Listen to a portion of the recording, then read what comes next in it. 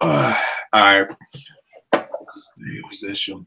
What's good? What's good? What's good? Y'all tune into another podcast, Apartment 5B podcast, hosted by your man Kill. I'm gonna do that again because I messed up. What's good? What's good? What's good? You tune in to Apartment 5B podcast, hosted by your man Kill. I got my squad up here in effect with me. My mother raised me right, so we're gonna start out with my homegirl Portia first and foremost. What's going on, miss? I'm good. All is well. All right. That's what it is. Good looking for jumping on. I got my man. What's going on, fellas? Yeah, you fading on me, bro. He froze on us. Yeah, he caught up in the Matrix. Mr. Anderson.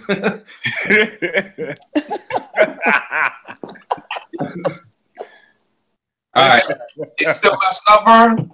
Yeah, I'm good, but you froze, bro. Froze up for a minute. All right, let me see what's up. Let me do this.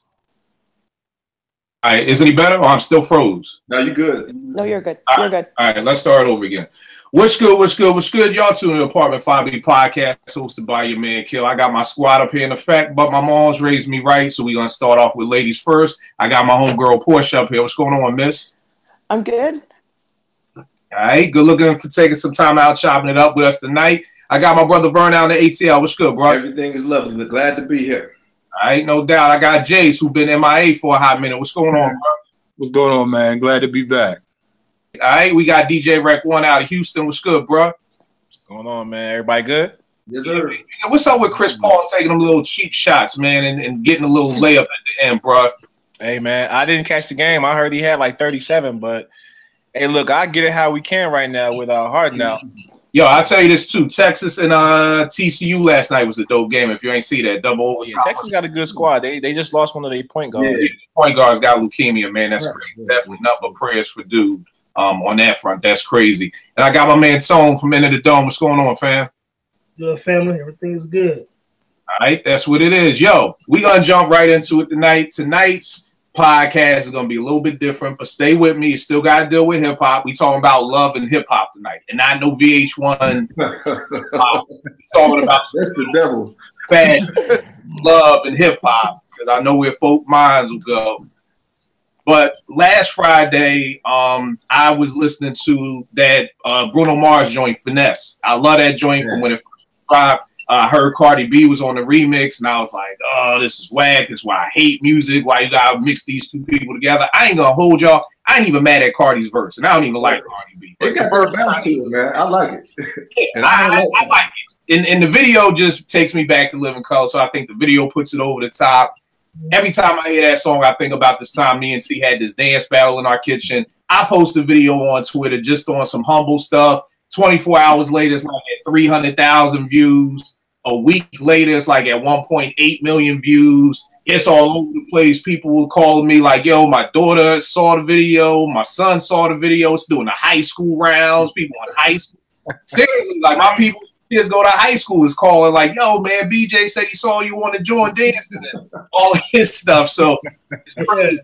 And the thing that's what I was telling people, because I've been retweeting it for a week, and I've said, you know, I'm sure people on my timeline are tired of seeing this video, but what I was sharing with a lot of people is that was there are always going to be good times and bad and challenging times and bad times. You know what I mean? So that right there was a great time for me and T. So I'm retweeting it and all the retweets because there are going to be some times when me and T have some challenges again in the future. And we going to have to look back at some of these tweets talking about goals and everything else to remind us where we've been through and what we can still go to. But one of the first things that really shocked me about the video, past it doing so many numbers, was so many people saying this is what they want. You know what I mean? I think that was like, wow, you know, people are like, you know, I'm going to talk about some of my favorite quotes. But the second thing that shocked me the most was how many dudes were talking about this is what I want. Like one dude said something to the extent like, I can't wait to meet somebody's daughter and look at her the way dude is looking at his wife. You know what I mean? And, you know, you seldomly hear dudes talking like that, you know, out loud at least. You know, maybe they talk like that in their room to themselves, or when they praying to God in church and they did something wrong. And they like, God, if you get me out of this one more time, I promise. You seldomly don't hear dudes saying stuff like that openly, especially on those social media. You know what I mean? But some of my favorite tweets was one dude said this: changed my mind, love exists. People were saying goals ain't even the right word for this. It's the best video I've ever seen. One person said, been seeing this video kill Dance Battle and his wife on my timeline for a week, and I still love it each time. Don't mean to be dramatic, but this is the coolest shit I've ever seen. No goal shit. No goal shit that you see will ever compare to this. And then a dude said, damn it, I'm right back in the wanting to be in love again. You know what I mean? And that we seldomly again don't hear dudes talking like that. So the funny thing is, so me and Portia was talking, and then one of my other homegirls was talking, and I was like, yo, you know, everybody who I do the show with, they either married, engaged, you know. I think Nick is the only one who's not like married or engaged. And she was shocked, like, you mean all y'all dudes up there talking about hip hop and all this cool shit every week, and y'all married?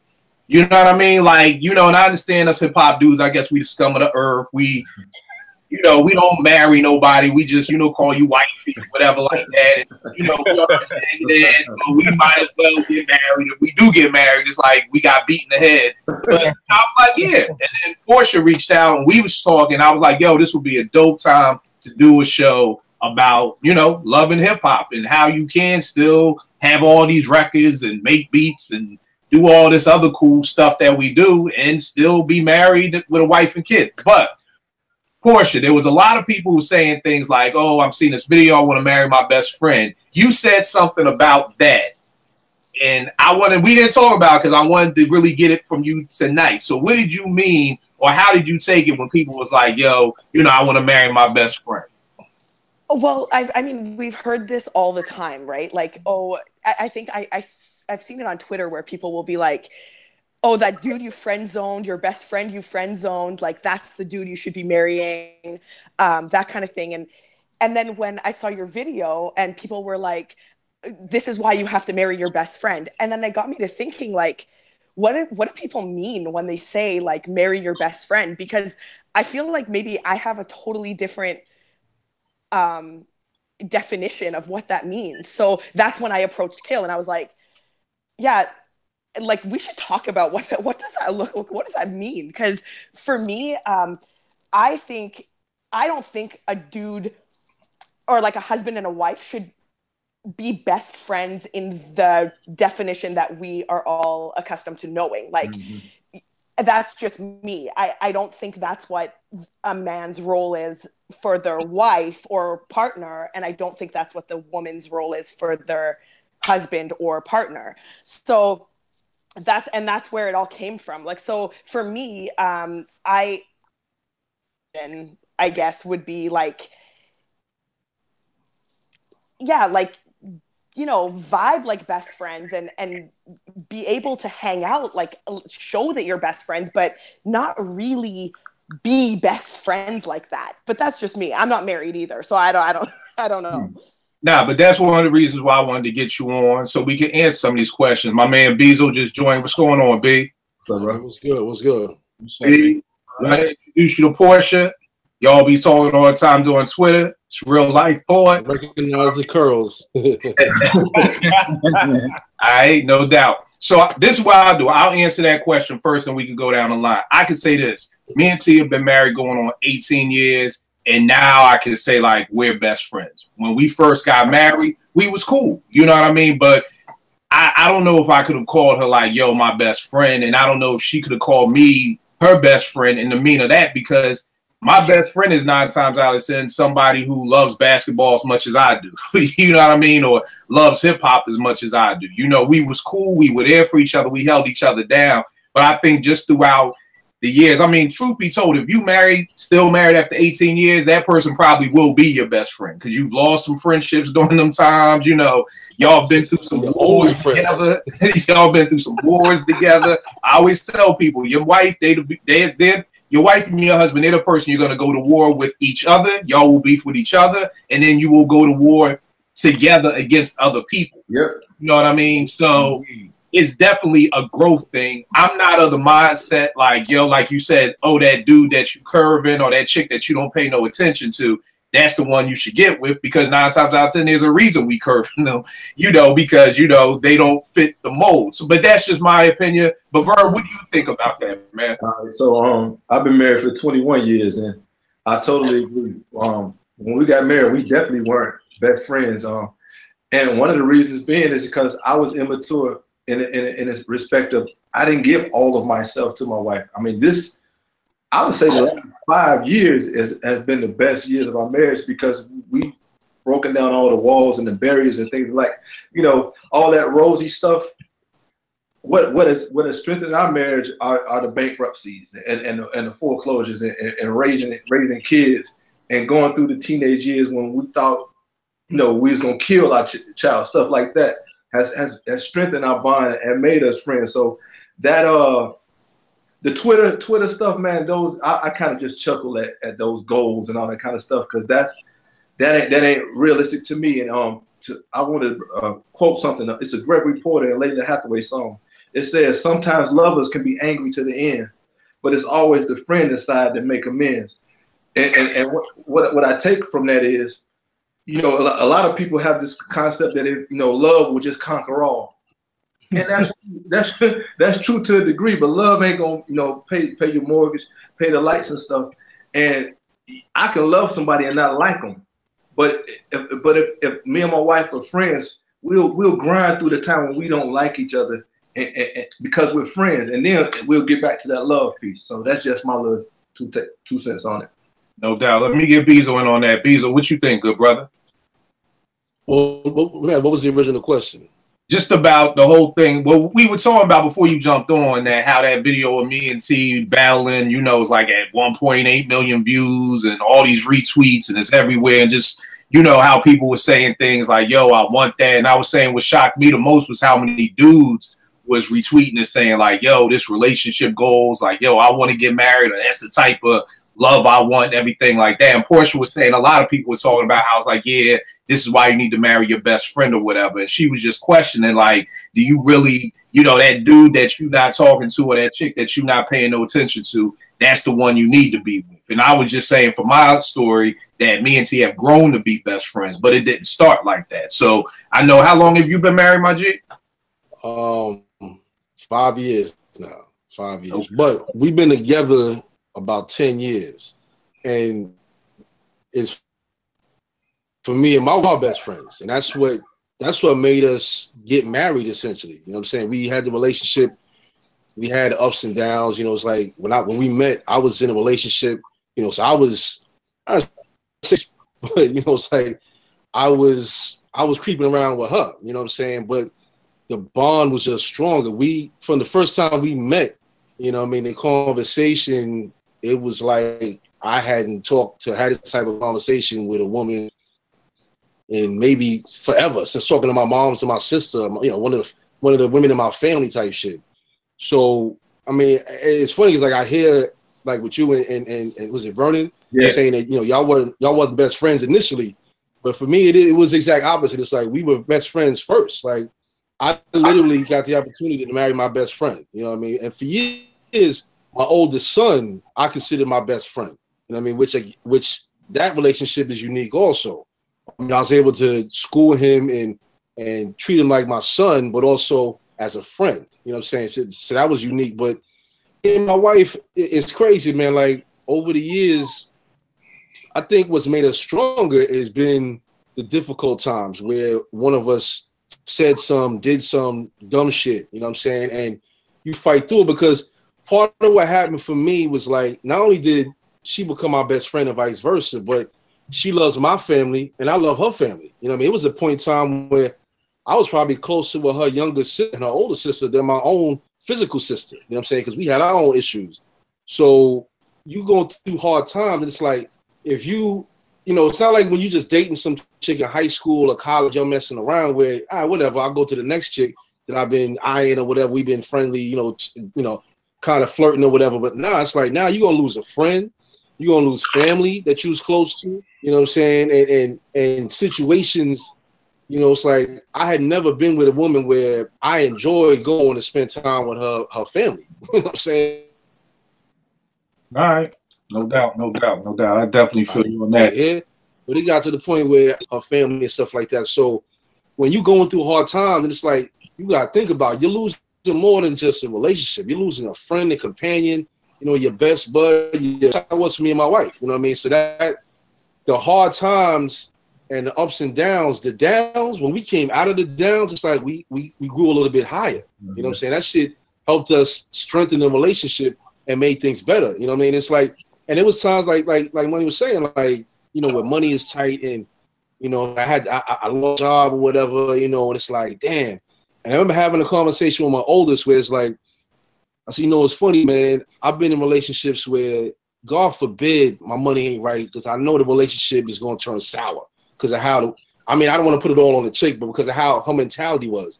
But I'm like, with me and Stephanie, my wife, I'm like, yo, this shit, it's like if you can survive through the financial shit, you know what I'm saying? You can survive through anything, you know, almost anything. I'm gonna say anything, but because there are some limitations, I'm sure, for everybody. But when you can survive through that, that's that real life shit where, you know, you got to pay bills, you got to come together. You know what I'm saying? And I don't know nobody's spot, but I know someone, an ex of mine, who is with this dude, and now they're married. When they went through financial, she turned to her ex for help with finding money, you know, trying to make some money moves and whatnot. And I'm like, yo, and I said something to her like, yo, how do you know you emasculating your man? And you not coming down and sitting down with him and forming a plan with him. You're turning, leaving him in the dust while he's in the same room with you, sleeping in the same bed, and going to ex-boyfriend of yours, your ex-man, for help with money. I'm like, do you realize what you're doing to that man's ego? You can't do shit like that. You know what I mean? She didn't see it like that. But I'm like, I never had those concerns, man. I never, you know, I'm sure other cats, I work with dudes that would keep their paycheck, with cashing their paycheck at a check cashing spot. This nigga's bringing his paycheck home every week over $1,000 a week, and he's going to a check cashing spot because he don't want to put the money in the account so his wife knows. I'm like, yo, how do you live like that, B? I just don't understand that. So for me, and all the relationships I've been in, it was like the type of person I am in the way I am in relationships, I almost had to marry my best friend in order for it to work for me. You know what I'm saying? Because I've been in them situations where, you know, you like somebody and and the other stuff is cool, but there's nothing real, there's nothing tangible. But when it's your friend, man, there's too much on the line, man. You're losing too much, and that makes you fight for it more. You know what I'm saying? And it's not like you got to go out of your way. It's just natural. Like you would fight for one of your mans. You know what I mean? If your man's just going through some shit and you can help him out, you're gonna be there for your mans. Why would you not be that way for your partner, the person you lay in bed with every night? You confide in.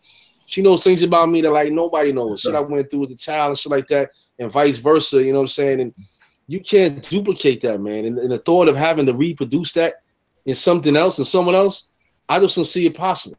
It just, for me and this person, I just don't see it possible. So I feel hearing this and now knowing that I married my best friend, I feel even luckier now. It's like, damn. And I see 21 and 18 years and y'all wasn't even best friends. I'm like, wow. It's like, I feel blessed even more now. Shit. So congrats to y'all for that. Word up. And the thing is, too, I think one of the things, and even in doing my marriage coaching, which is my side hustle, is I always tell people, what works for me don't got to work for the next person. Like, you got to find what works for your situation. You know, I'm like, what I tell you, what I like, it may not be what your man likes. So you need to go home and ask your man about that. But Tone, real quick, man, what about you? What's your take on the marrying your best friend thing? Well, you know what? I actually never looked at it like that. But let me say, me personally, I like my wife. So I think a lot of people, you know, you put emphasis on love, and love is cool. Yeah. But you need to like the person you're around. So she is my friend, but I actually like her. So when we go through our ups and downs, we can go in another room. I go watch the NBA in another room. She can go watch Love and Hip Hop downstairs, whatever. Because we like each other, we'll get over in a kind of little rift. Because sometimes you can love somebody, you start hating them. You like somebody, you can go through a little struggle. But we like each other, so we're gonna be all right. It's gonna be all right. So she is my friend. But you know, I got married in my 30s, so I'm a little later in the game than some of you guys. So I came in with a full life of my quote unquote best friend. She had her best friends, and we kind of combined all that together. you know, and then her family, my family are real cool. And so, like my man said earlier, ain't nothing better than having that bond with your significant other's family, because trust me, that can affect the relationship. Yes, sir. You know what I mean? I'm treated very well by her family and vice versa, and that matters. You know what I mean? So in essence, we are friends. I never put the best thing in. I never thought that deep into it. But I like my wife. Even when I don't like her, I like her. You know what I'm saying? So, I mean, for me, that makes a difference, because you're going to go through challenges, but, you know, liking somebody is the blueprint, the foundation of the relationship. Right. To another level. But if you like, I have family members that I love, but I don't like them. Like him. So I see you at the next graduation, the next funeral, God forbid, the next, you know, family, you know, cookout, whatever. But I don't really like you like that. I don't rock with you like that. But I love you because we blood. You know what I'm saying? So love can sometimes be, I don't want to say overrated, but, you know, I think that liking and appreciating somebody is even more important, man. So that's kind of the way I look at the situation. Can I just add something to what he just said? Because you hit something on the head there, and I've had this conversation with my wife, man, about love.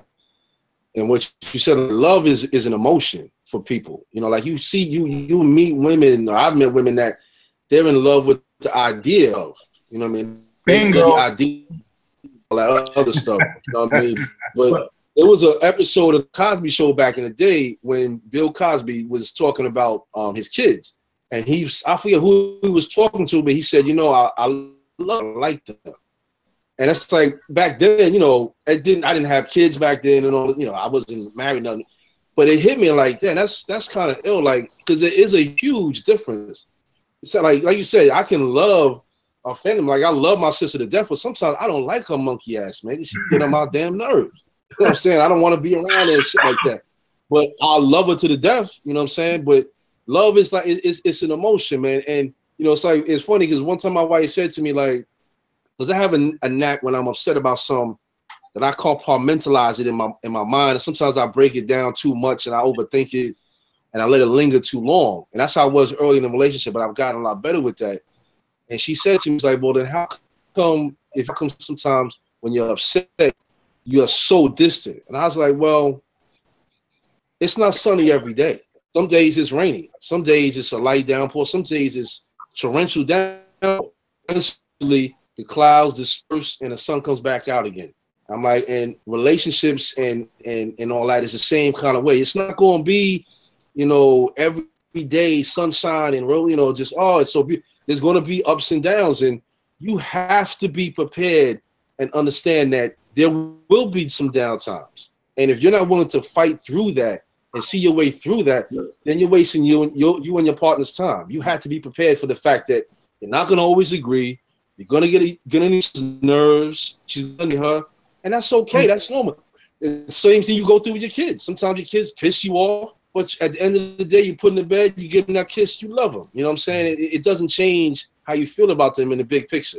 So just to add on, like I said, to what my man just said, there, like love, a feeling for a lot of people. You gotta understand that like is something that can go a long way, man. Like, you know, you enjoy that person, you enjoy their time and their company. There's a big difference. All right, DJ Rap One, what about you, man? Oh man, me and my wife, we've been together. What's this? 2018? Shit, 18 years, man. I've been with my wife 18 years. We did not start out as best friends. It's funny because hip hop is what brought us together. I was DJing a party and she needed somebody. She couldn't get in. And she knew me. And I pretty much had to halfway shut the party down. I threw on a house song so I could go upstairs and find out who the fuck was trying to get in this party. While the bouncers kept coming to me like, yo, somebody is not leaving until they see you. We didn't start out as best friends, but after 18 years, like that's my ride or die. Sure. Same here. Like if something pops off, I'm gonna go upstairs. I'm gonna load my thing. Oh yeah, and I'm gonna be there. You know, I've had to do that. It is not. Somebody said it earlier. It's romanticized. Like the video, people don't understand, Kill, that you and T have taken time, effort. Things have happened in those years for you guys to have that bond, and they just see that moment. Yep. And that's it. That's all they know. They don't know. They don't know you. They don't know Nate. They don't know T. So they see that, and that's the end goal. The problem is people don't understand that we have all worked years to get to that point. Yes, sir. It is not meet somebody, oh shit, goals. It don't work like that. So if you're going into it thinking that what you see is what it's gonna be at the jump, not gonna happen. You have to go into it with a mentality that, okay, this person has the same goals that I have starting out. They want the same things I want or something similar, and we can work together to get to that point. Kids are going to come in, it's going to throw you off because kids take all your time. I don't care what you say. Your money. Take all your time. I mean, everybody hit the nail on the head. Sometimes we don't like our kids, but we love them. Same with your significant other. There's days I can't stand my wife, but that's my ride or die. I love my wife. I would not trade her for nobody. I'm sorry. Thick Rihanna could walk in the house right now. Yep. I'm sorry. Yep. I have to show her the door. That's right. That's right. And Thick Rihanna's a monster. But that's only good for an hour. So, hey, Thick Rihanna's a monster, but that's it's not gonna happen. It didn't start like that, man. Me and my wife built the relationship that we have. And if people go into it willing to build something that cannot be broken, you'll be all right. Yes, sir. Hey, Rex, to your point too, with the Thick Rihanna, Thick Rihanna see you in your glory, but she wasn't there when you was going. Hey, my man said it. You wasn't with me when I was shooting in the gym. That's it. Yeah. You wasn't with me when I was shooting in the gym. So you have to be willing to build that. If you ain't willing to put in the time and sit and have grays, and have grands and sit back and reminisce on the bad times when you in that good, when you be like, yo, we was tripping over bullshit. If you ain't willing to do that, you might as well go ahead and call it a day, fam. Because it's not gonna work. You can't go into this. This is life. This is not for play, as Cat Williams say. This is life. So you gotta take it as serious like that. You can't just go into it like, yeah, I'm just gonna find me, the next red bone shorty that run up in. No. Because Kill said it earlier. That might not be what's good for you. Right. No doubt. Jace, what about you, good brother? Prior to meeting my wife, I had been in a relationship for 5 years. And that was probably the best thing that happened to me, was that relationship failing, because it really made me step back and analyze who I was as an individual. What do I bring to the table? I really had to step back and know who the hell I am. What is it that I want before I can go and be with somebody else? If you don't really know who you are, have knowledge of yourself, then how can you expect to make somebody else happy or for them to make you happy? How do you convey that? How do you communicate that? So that's first thing. Before you go to be with anybody else, you got to be right with yourself. You got to be real with yourself. You have to be, and then going in, this is what I was getting ready to say. This is something I say to my wife all the time, because she always comes to me with other people's issues, and a lot of times it's communication. Outside of finances, it's just being able to communicate with that person, be honest. And one of my biggest sayings is people are quick to get naked with someone, but won't be naked with someone. Think about that for a second.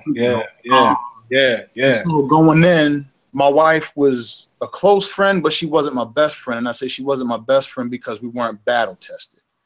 You find out when it gets thick really quick who is and who isn't with you. We always had strong communication, but that was partially her fault. I will honestly say this, because my wife made me wait. I'm grateful for that. A lot of guys ain't really into that, but by her making me wait, I really got to know who she was as a person. So my judgment was not clouded. There was nothing else going on. I know me, right? So I got to really know who she was, and I really liked her. Likability, like everybody up here has already else said. I really liked her on top of loving her. Being in love is one thing, but loving someone is totally different. It's work. Not necessarily hard work all the time, but it is work. You have to put an effort into loving someone. It is not easy. It can be easier. It doesn't always have to be hard work, but it's not easy. Yeah, man, my wife has had to come get me out of jail. I've done dumb shit before, and we've made it through. A lot of times it's not necessarily what's going on between the two of us, but it's outside forces that come in and have an effect on one of you or on the pair of you. And if you're not cognizant of that and you're not talking about it and trying to figure out how to work through it, then that can be a problem. One thing I've also learned is that I can't. A lot of men we already know this, but controlling your temper, your emotions, being rational. Because, well, in my relationship, maybe not for everyone else, but my wife is very emotional. Women can be emotional. Not stereotyping Portia, I'm just saying. Oh, no, I agree with you. Women are emotional. I completely agree with that. Another one of my favorite sayings in life is, as the head goes, so does the body. And man, if you really lead in your household, you're really the head of the household, everybody's going to follow you. A dog's head moves, his ass is moving as well, right? So if we're not right, how can we expect somebody to follow us? Did you just call my wife ass? I'm just no, like head body. I'm just making sure you got a dog. You got a dog. You know what I'm talking about. I'm clearing it up for other people. I know what you meant, but somebody go, well, like this nigga just called me an ass.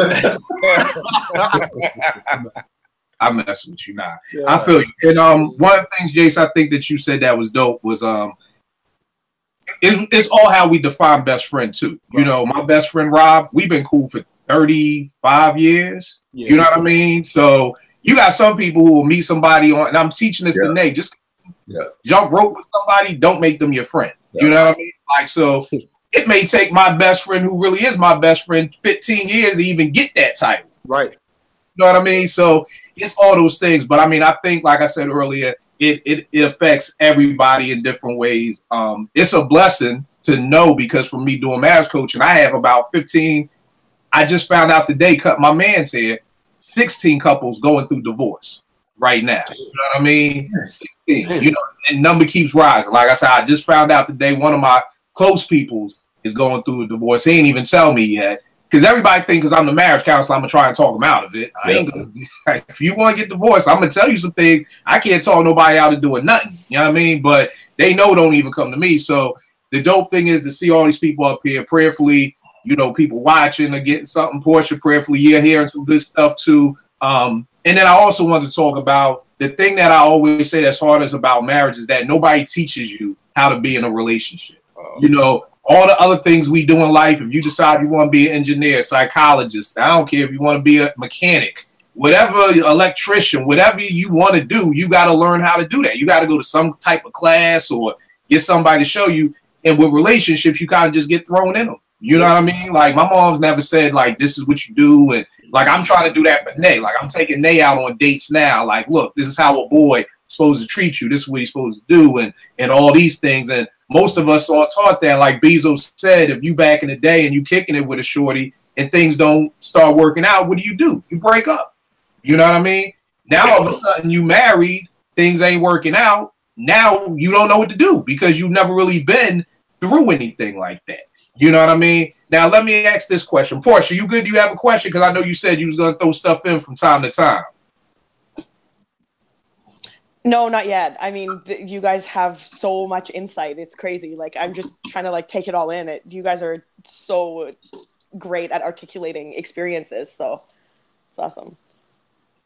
All right, no doubt. If you got a question, just Brody us out the way and get your question. Sure.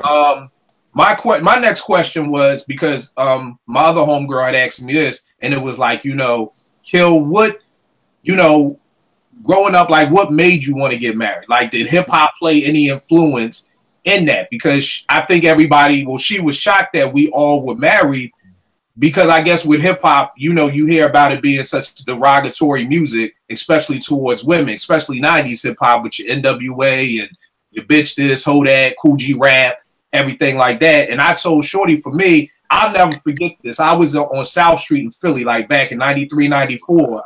And I was at Tower Books, and I was reading this rap magazine, and it said Ali Shaheed Muhammad from Tribe Called Quest got married.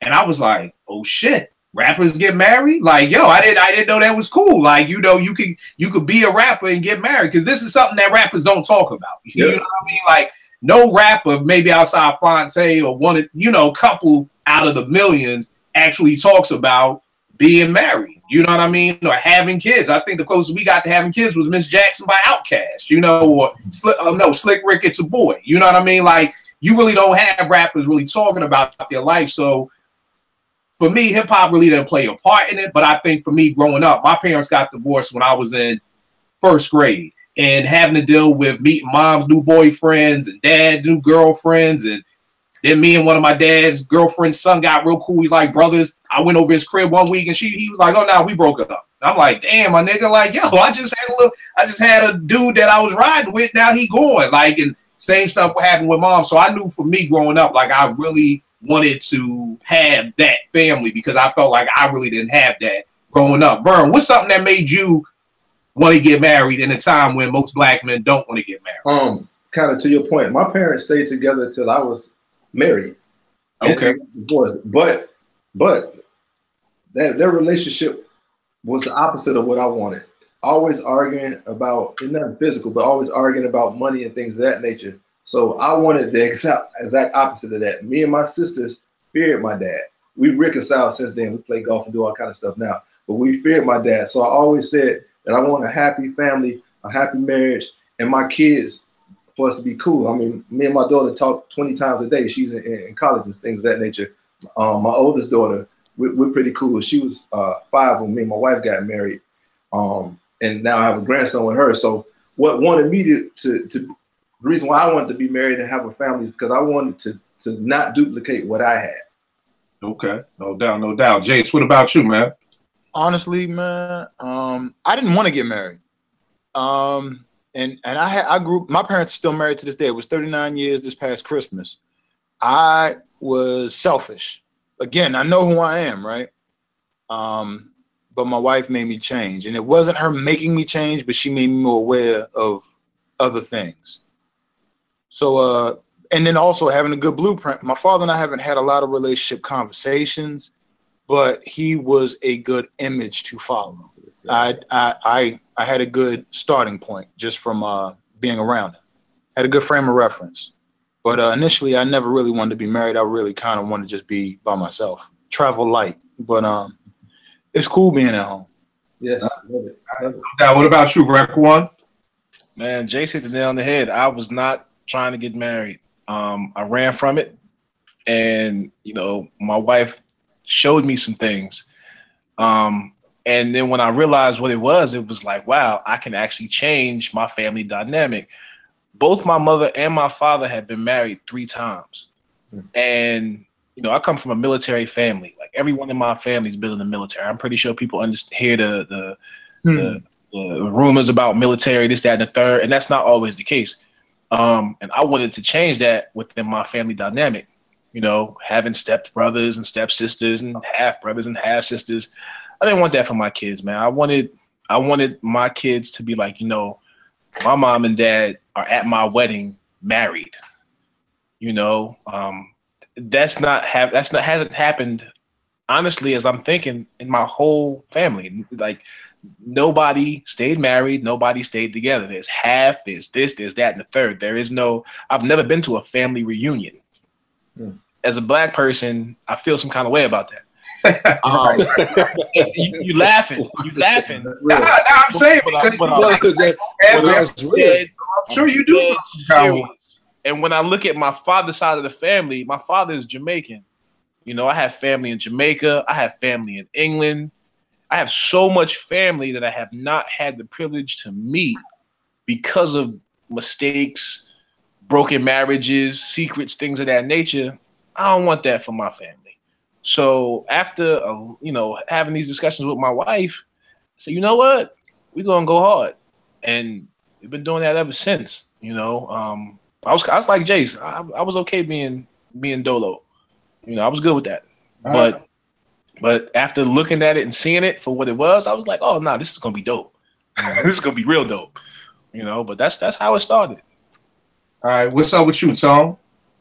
Man, to be honest, like the 2 brothers said, man, marriage is like the last thing on my mind, to be honest. I mean, I enjoyed being single. I enjoyed dating. I was doing pretty well financially at the time, so I traveled a lot. I just didn't think about it.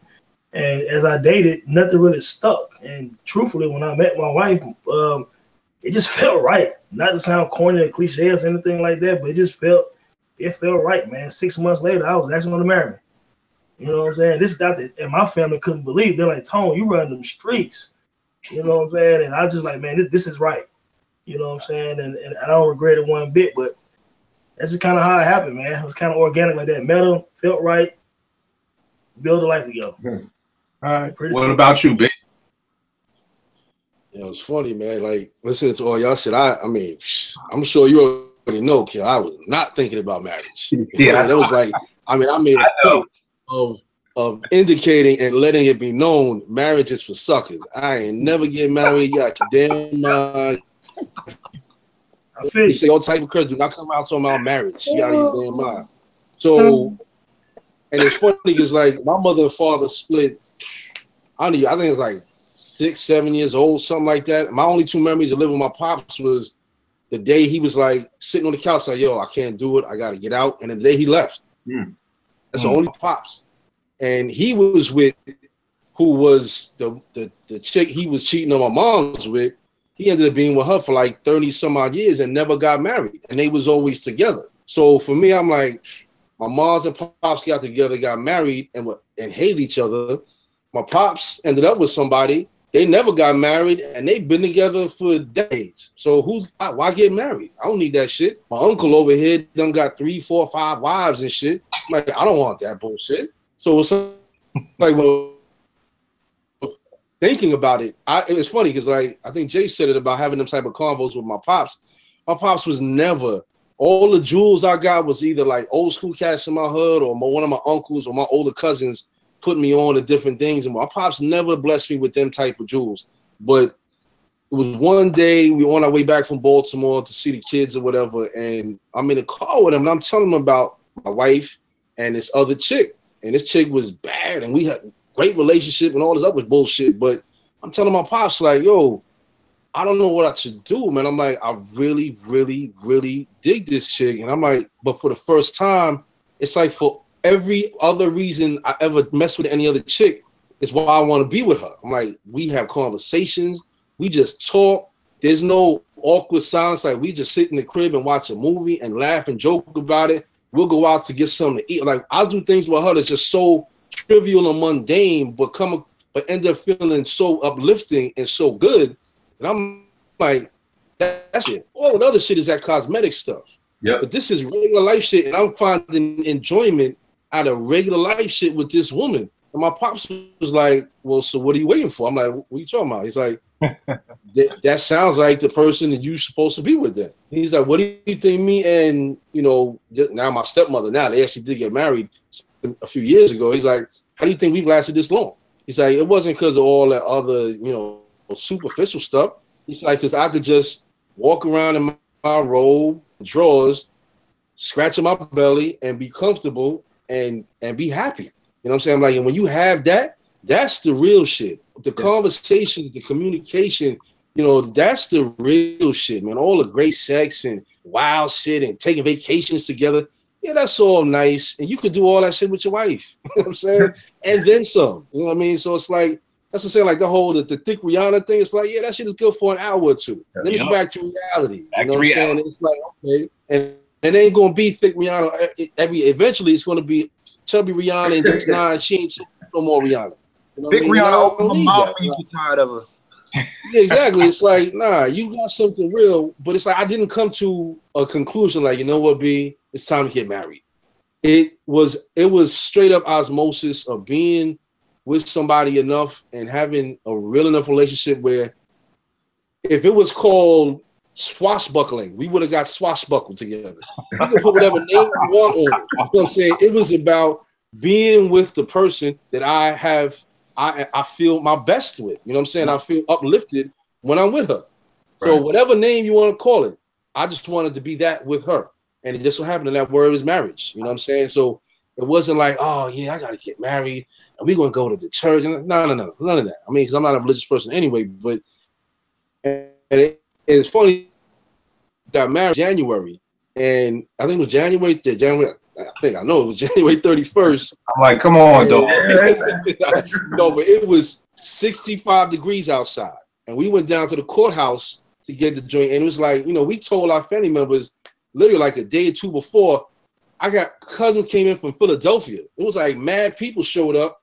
They had a gazebo outside the courthouse. It's 65 degrees in January. We out there. I'm out there just my suit, no coats, taking. It was like, yo, somebody just decided, yo, where y'all getting married, and just open the sky. It was a beautiful day in January. Literally, it was 60-some degrees in January. We got married outside in January. So it's like everything is like, come on, man. You know what I mean? What more signs does the person need? You know what I mean? So I never came to a point like, oh, I gotta get married. It just happened that way, man. It just felt right. You know what I mean? Just had to make it happen. All right, that's what it is. That's what it is. Little things here for folk watching. One of the biggest things my pastor taught me when we was doing premarital counseling at the church was, what is the most important thing in marriage? We talked about love. We talked about all this great stuff. The word we didn't use was commitment. You know what I mean? And, you know, he was like, look, there's going to be a time when you ain't going to love Tanya. And I felt some kind of way that the pastor said that. You know what I mean? I'm like, you don't know my love for this woman. My love for this woman embodies everything about her. I'm always love her. You don't know me. You don't know my spirit. You know, but again, of course, 2 months later, we were about to kill each other. So I understood what he meant very quickly. But that's the thing that we're not taught. We think everything is about love. We think everything is about fun because that's what relationships are. Chris Rock said it best. If you ain't eating and fucking, you really ain't got no relationship. Like, that's really all y'all do. You eat, you have sex. That's really the joke. You know, anything else just comes in between. You eat, you do this, and it's not like that with marriage because it's just to another level. And I always give people the analogy of the NCAA to the NBA. You have a lot of people who are all-star ballers in college. You know, they all-American, coming in from high school all-Americans. Then they get to the league, and they ain't nothing. You know, whereas you could have a lot of people who stay in relationships 10, 12, 15 years, get married, be divorced in 3 months. I had a friend who did that. They was together for 10 years, got married, got divorced in like 3 months. You know what I mean? And everybody like, well, why? People who don't watch sports will ask me, well, why? The people in college, y'all playing the same basketball, right? I mean, yeah, the three-point line a little further out, but I'm like, the level of the talent level is edged up. You know what I mean? And I had to explain this to one of my homegirls. You know, she didn't realize that her expectation of her boyfriend at the time was going to go up now that it was her husband. You know, it was like, because he was coming to me like, yo, Kill, man, I'm doing all this stuff. I'm doing this better. I'm doing that better. And she was just like, yeah, that was cool for when you was my boyfriend, but you my husband now. Like, you know what I mean? And he didn't even understand that. You know what I mean? She didn't understand that. So even when I'm doing premarital counseling with couples, I'm like, what are your expectations of him when he becomes your husband? Yeah. You know what I mean? Because some people will be like, oh, she tricked me. Shorty didn't trick him. She just didn't realize herself that the level was going to go up. When you go to the NBA, you have to work out more than you did in college. That's just a fact. You know what I mean? But you may not be thinking that. You may be thinking I was the best player in the NCAA. I can keep doing the exact same thing I do when I get to the league. No, you can't. Because the competition is bigger, stronger, and that's why you see cats like, people won't even remember this name, who young. Ed O'Bannon was a beast at UCLA. Came to the league and was a bum. I did New Jersey Nets. I saw plenty. Wait for the draft pick on that cat. So, you know, that's one thing. And another thing, here's a funny thing, because I forgot which one of y'all said this. And a comedian said this once, man. I'm telling you, I get more stuff from comedians than I do from any pastor, counselor, anything dealing with marriage. This comedian said, you know why marriage is messed up? Because women grow up as little girls and they watch these Disney movies where they have the princess and the Prince Charming finds her and they're loved, and that's what they're expecting. And then he said, and little boys grow up watching porn. So that's what we expected, some wild chick who gonna be doing some awful wild stuff. And then when we get together, we're both disappointed. We're both looking at each other like, yo, you supposed to be doing this and you supposed to, and people laugh about it, but trust me, I've been doing marriage coaching with my homegirl, Dr. Raj, who got her PhD for over 8 years. You would be shocked at what people expect marriage is going to be. Then when they get there and they realize it's not that, and like Portia, you made a great point from all those people who watched the videos. Like, and Rex said it too. Y'all don't know what it took to get to that point of happiness. We wasn't having no dance battles our first year. We was having battles, but they wasn't no dance battles. Beat Street battles. We was fighting. You know, doing that, and it takes time. And you got to be able to put in that work and that commitment to it. So let me ask y'all this, Vern. We all got kids up here. Mm-hmm. What is it? And me and you talk all the time about your daughter. Me and Vern talk so much offline. It's crazy. You know, my wife's like, who is this Vern dude? I'm like, that's my man. We gonna go to ATL. We'll meet him. But we're always talking about our daughters and everything like that. Vern, talk about, one, how many kids you have, and two, how has music, or how have you infused good hip hop into them? And Bees, I'm gonna come to you because I love your story about J. Rue with your son. But we can get into that. But Vern, talk about how your daughter have you infused good music into her. All right, if y'all follow me on Instagram, I thought about this video and I posted it today based on this conversation. I was taking her to college for the first time. I'm in the passenger seat. She was driving. My wife and her mom were in the truck behind us, and I'm crying my eyes out, looking out the window so my daughter don't see me. Put on Special Ed, I Got It Made, and she rapping it verbatim, and I was like, yeah. She was raised right. I mean, Christmas, one of her wax finally came in. This finally came in, so she's coming to town this weekend to play Clayton State. So I'm gonna take that to her, man. But hip hop, man, she know Tribe, she know De La, she know some Public Enemy stuff. She know the good stuff in all forms of music, as we've talked about before, man. So just I discovered most of the stuff I discovered from my uncle and my dad, but primarily by myself. So she was my 20-year-old was the first one that I could say, hey man, I got somebody from the ground up, and I could teach her all that I know, you know, all the different things that I learned. And man, you just had me reminiscing, bro. I went back and was just looking through some cards. You was talking about that video. You can use it when the hard times come. And my daughter said, "Happy Father's Day to the best dad out there. You may try too hard to be super extra sometimes, but it's the thought that counts. Even through hard times, you kept your chin up and never let me see you stressed. You prepared me in so many ways for this journey I'm about to take in 2 weeks." This was right before she went to school, man. So, man, just stuff like that, bro. Basically, man, giving her what I always wanted and never got. So, hip hop, if I love it, she loves it. She loves music. She has a great ear. We've talked about this on many podcasts. Different music, but she, man, y'all seen I Think I Love My Wife and how Chris Rock, and I don't know if we want to say it on here, but my daughter definitely does not have in-ears. You know, she loves all kind of music, man. So that's just my love of music and hip hop that I try to infuse on her, man. All right, no doubt. What about you, Jace? And I mean, I know your kids are still young, but you could raise them up. Oh, man. My kids listen to everything. The majority of the quality time I get with my kids is when I'm picking them up from school, taking them to school. So that's me spinning stuff, and then them also asking to turn on the radio.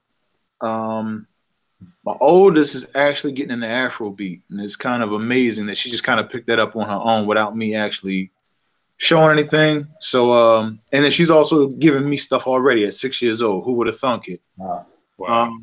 And then whenever I'm playing in the basement, man, they always come down and they just naturally pick up the rhythm. That my 2-year-old, my son, he just instinctively is Bob. It blows my mind, man, to see him move the way he moves. He looks like he belongs somewhere like in the 90s with a diaper on. We're working on that, though. I feel you, good brother. What about you, Rec? I apologize. I know, Jace, you got 3 kids. Vern, you got 2? 2 daughters and a grandson, yeah. And a grandson. Rec, what do you have? I have a son who's going to be 13, and I have a daughter who's going to be 7 in about 2 weeks. Okay. My son, all of last year, me and my son spent together because, you know, me having to move to Houston, we had to split the family up. So me and my son was together for a year. So my son really got to get a lesson on DJing and beat making, and he took to it.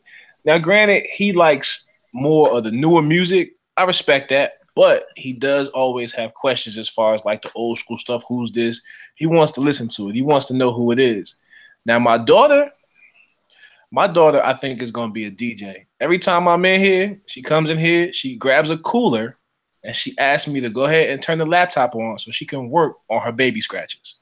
So I think my daughter is going to be a DJ or something in music. I don't know what, but she has the bone. My son's more of an artist. He likes to draw. He likes to put things together. He loves music, but I don't know if that's going to be his thing. They know hip hop. Trust and believe, they know it. But my daughter, I think, has the hip hop bone. She's the one who will tell me to, you know, put on, you know, she can't say A Tribe Called Quest, so she'll just say the record with the funny looking guy on the front. She's talking about people's instinctive paths. She's the one that's got the bone. My son, he don't have the bone, I don't think, but my daughter definitely has it. She's gonna be a DJ, I think. But they both will sit here and work on their scratches. So just, you know, as they were young, coming up, playing certain albums for them, you know, it stuck because that's how I was raised. You know, my dad, you know, on a trip from Fort Stewart, Georgia to Brooklyn to take me back to my mother, played Slick Rick the whole ride. So it's just how I was raised, you know. My dad's from Brooklyn, and he hip hop to the core. So I have no other way but to raise them that way. That's what's up. And another thing too, B, we need more graph artists. You know what I mean? We always talking about the culture. Yeah. So Yeah, there's some artists. That's a good thing. He's really into it, man. For his birthday, I bought him a anime book and a graph book. And you saw the paintings I had last week. He wants to draw a graph picture and actually get it put on one of those canvases. So I mean, I'm a supporting man. He's of the culture, but just of this new age culture. He's so into it. I'm not gonna stop him. As long as he got the foundation, I'm good. Yeah, that's it. That's what it is.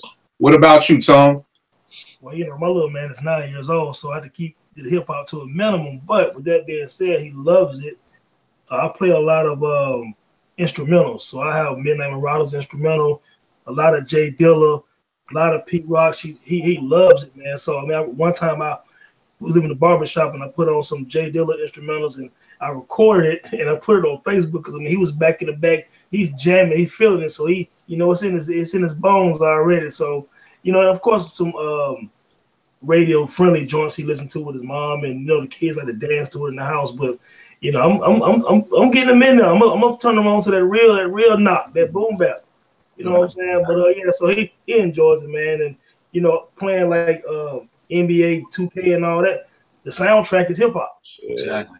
So he knows the words. He know about, you know, Nas and whoever else will be on the soundtracks to these games over the last couple of years. He know the artists because he plays the video game.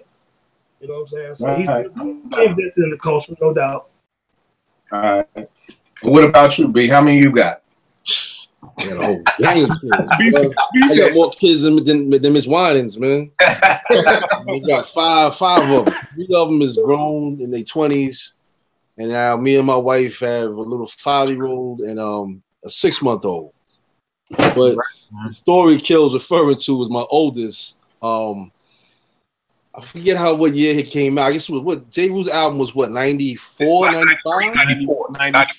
94. So Early 94. The song "The Bitches." I used to play that shit a lot. You know what I mean? With little man in the back seat, in the car seat. The song would come on. He'd be in the back. He would see me, you know, the whole driving. He'd see me. He'd be in his car seat doing this. And that was, those were some of his first words. The bitches. The bitches.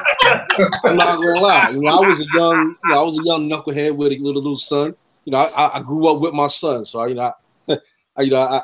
take full responsibility for that. But you know, when I talk about it with his mother, I'm like, listen, you gotta listen to the lyrics. He's not calling women bitches. He's talking about certain type women, whatever.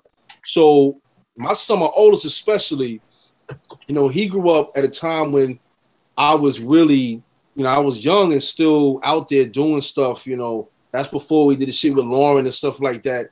And he was around that shit, you know, around the studio and seeing things and whatnot. But with all my kids, I think the ones we didn't get it quite as much are my twins, my boy and girl twins. You know, they're in their 20s. My daughter has a little girl. You know, they all got a schooling, but I tried to keep it not like a lecture. You know, what I would do is I would just play some shit and I would talk about it. You know, be silly with it, be fun with it.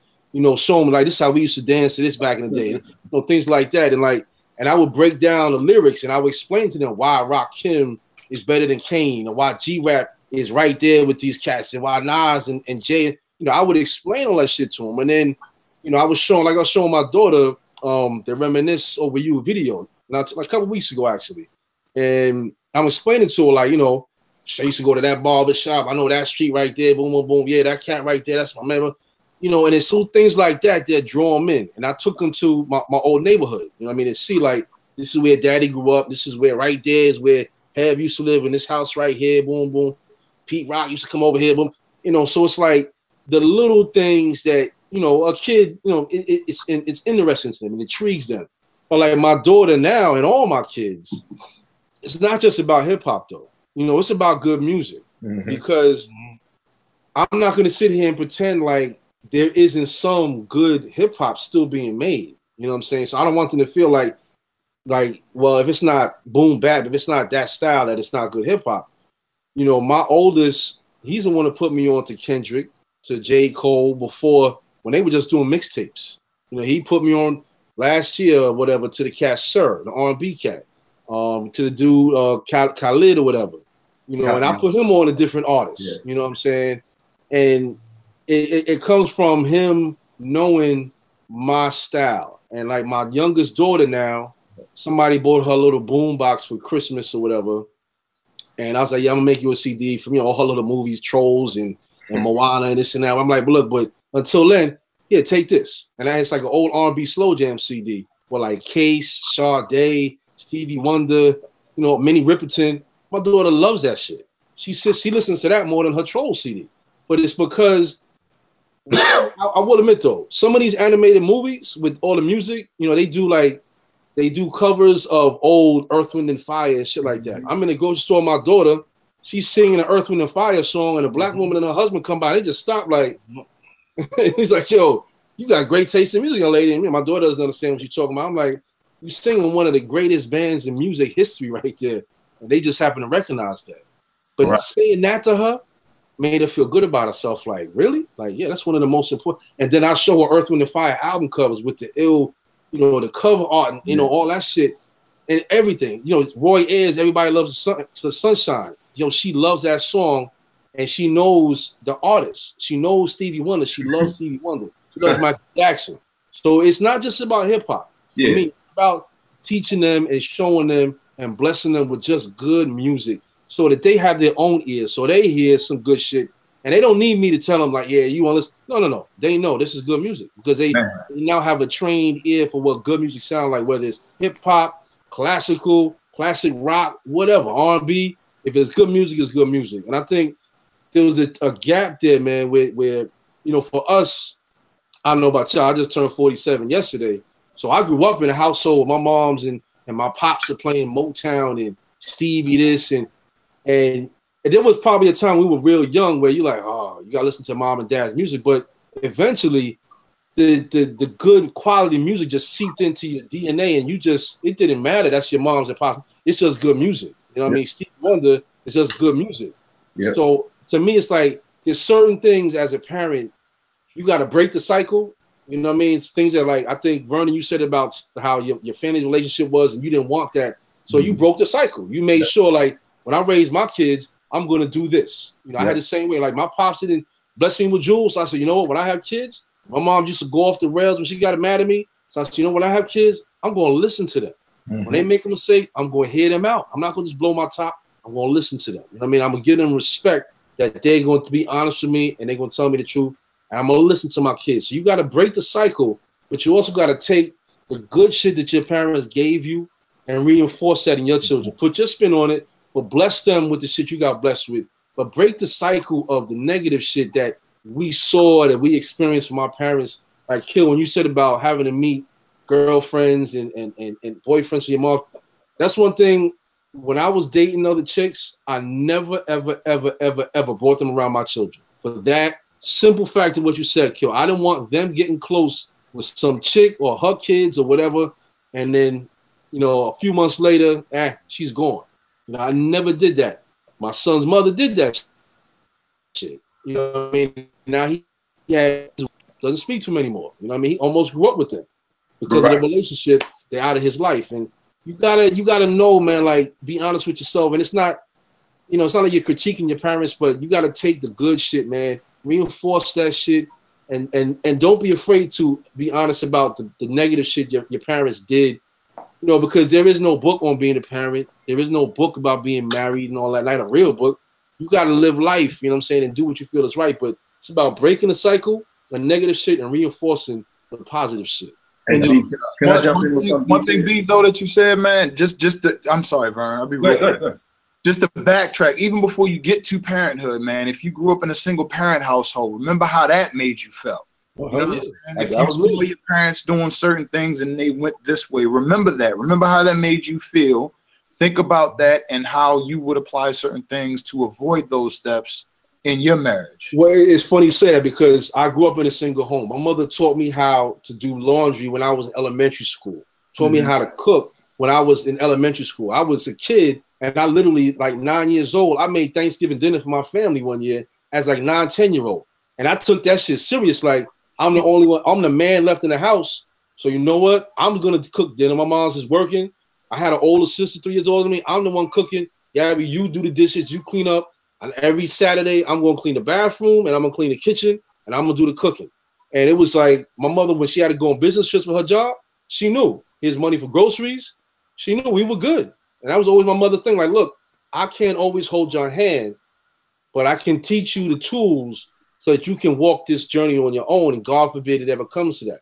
And I did that. I try to do the same for my kids. When they would come see me, you know, their mothers wash their clothes for them, fold their clothes, calling me, oh, he don't want to fold, he don't want to put his clothes away. I'm like, yo, why are you still doing his laundry? When he's with me, he does his own laundry. I send him to the laundromat with quarters, he does his own laundry. Why are you still washing his clothes? He's 15. He's been doing it for 5 years. You know what I'm saying? But she didn't understand that shit, man. You got to reinforce the positive, man, and break the cycle of negative shit, man. It's all about that. My bad, bro. What you gonna say? To piggyback on something B said, I recently posted this on Instagram that it's important as your kids get to a certain age that you share the warts with them. Because my daughter said something over the Christmas break that really touched my heart. She only knows us in our glory. She don't know the story. I've shared it with her, but my wife, you know, not so much. So they went off on a girls' trip or whatever and came back. She was like, man, I didn't know that you and mom didn't have sex when we dated for a year, didn't have sex. But then she said, mom also told me some of her dirt. And she said, I never felt closer to her than I do right now.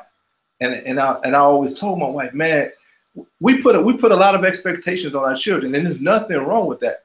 But if we share them the warts and then they see, okay, y'all went through this and went through that, and y'all came out on the other side. Yeah, mom dropped it low at Freaknik. That's the Polaroid pictures and under the bed. Don't just paint the picture that we was in Jesus' lap all our life, because that's gonna set them up for failure, and they don't think they can back it. So a lot of parents want to kind of shield their dirt from their kids. I think you should share it with them. Yes, 1,000%. You gotta be real with them, man. You gotta share that side of your life with your kids, because if nothing else, it makes you. Sometimes it's like this superhero complex kids will have for their parents. You know what I mean? It's like you set the bar so high, and then when, like, I had a friend who his mother and father were like, drugs are bad, and if you ever catch you doing drugs, and then one day we in his mom's room and he found weed in the crib.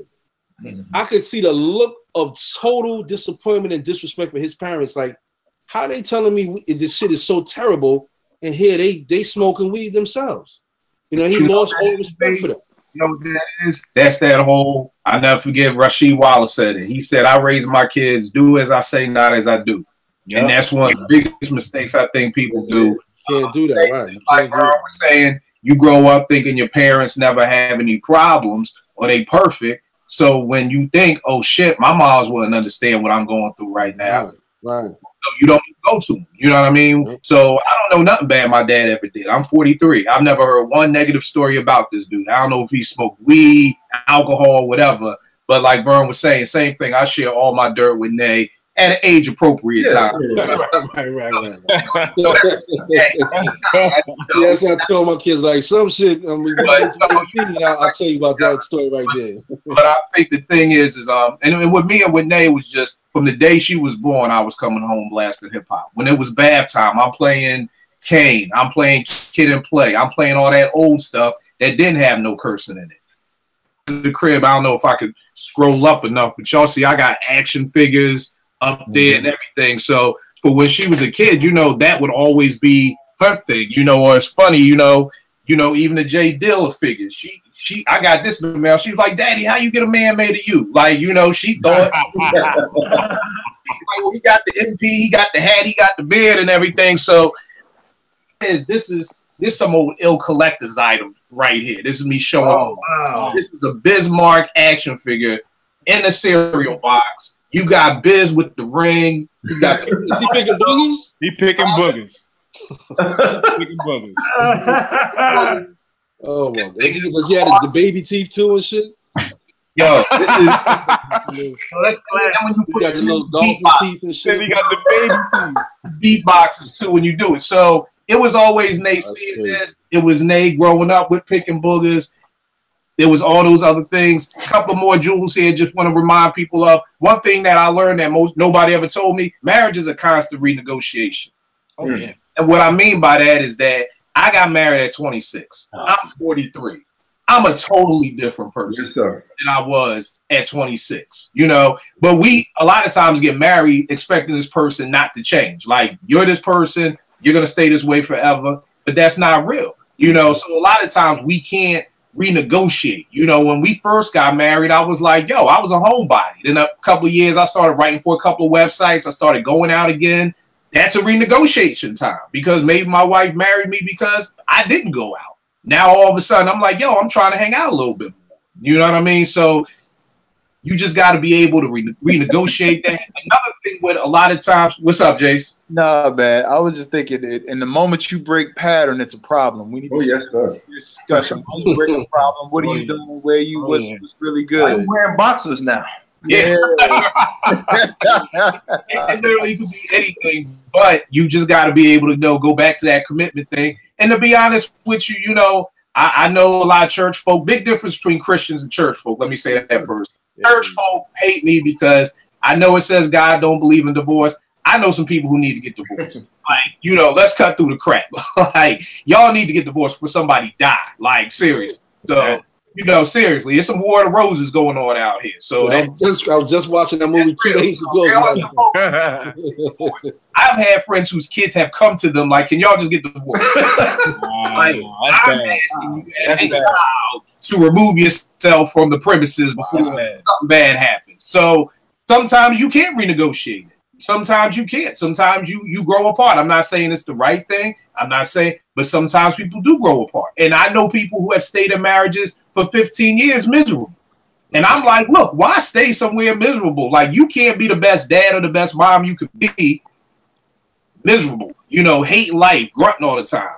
And I know for my generation, 43, I felt like my generation was the first generation that really dealt with divorce. You know, back in the 60s and the 50s, you just stayed together, you was just miserable. My generation was the first generation, in my opinion, of I got to go to my pop house this weekend, or I'm spending the summer with my pop, or I got to do this and that. And so a lot of us grew up wanting to be like the Cosbys because like Rex said, there's nobody in my family who's married. You know, they're all divorced. So I couldn't grow up saying, oh, I want to be like Aunt such and such, or I want to be like Uncle. Or so it was like the Cosby Show. And the funniest thing that my teens told me one day, they said my teens do not want to get married. They're like, Mr. Kill, I'm never getting married. Marriage is whack. They're like, Kill, you are the only person I know who loves their wife and is committed to their wife. You know what I mean? And it got to the point that I brought Jason because I'm like, well, yo, you need to meet my man Jace. He's with his wife. They got 3 kids. They see us as like Martians. Like, they're like, y'all ain't real. One of y'all is bang. Somebody cheating on somebody. Like, ain't nobody faithful. Like, they just don't believe in it. And the funniest thing they told me was, they said, Mr. Kill, I don't want to get married because of what Uncle Phil did to Aunt Viv. And I was dumbfounded. I'm like, oh, wait till you hear. Wait till you hear. Anything to do with Aunt Viv. I'm stuck. And the girl she told me, she said, Uncle Phil left the dark skin Aunt Viv for the light skin Aunt Viv. And I was like, you gotta be playing. Like, what do you mean? Like, no. I said no. I was like, time out. I'm like, time out. It's a television show. It was people with dark skin Aunt Viv, so they recasted her and brought in another actress who, yes, she was light skinned, but Uncle Phil did not divorce her. You know? But as that story is, it shows you how a lot of kids, especially kids growing up in predominantly black neighborhoods, and so they literally have to live it through television. Images. So when they turned on the TV and the dark skin I bet wasn't there and the light skin was, it was like, see what Uncle Phil done did? And it's like, nah. And like, it took me 20 minutes to get them to understand, like, that's just TV, y'all. That's not real. How old are these kids? These kids are teenagers, 15, 16. I think Shantae may have been 17 at the time when she said this. They're not babies, but man. when you don't have anything in house to look on television. I was working with these kids once and I said, yo, who's a good male role model in your life? And he was like, probably Kevin Garnett. And I said, that's cool. But by any chance, you got anybody who like, you know yourself? And he was like, a man doing the right thing? He was like, nah. I'm like, not in your family, not in your neighborhood. He was like, nah. So if you don't have that, then what do you have to gravitate to? People who are on TV, you know? Really sad, man. That's really sad, man. But, and one of the things that I've learned through working with my kids, and this goes back to all these tweets, is that there's a love deficit. Yes. And what I mean by that is that when you look at the suicide rate of all these kids, we work with this psychology firm to give our kids, you know, psychologists to talk to. And they were telling me how, and this is a predominantly white part of Virginia, she was saying in her daughter's high school that kids have been killing themselves because what happens is the kid will see all the love that this kid gets once they commit suicide. And they want that love, so then they commit suicide. Even though they won't be here to get that love. And that's how bad it is now. Damn, there's a love deficit that you don't feel love from anybody. Take your life and not even be here to receive the love.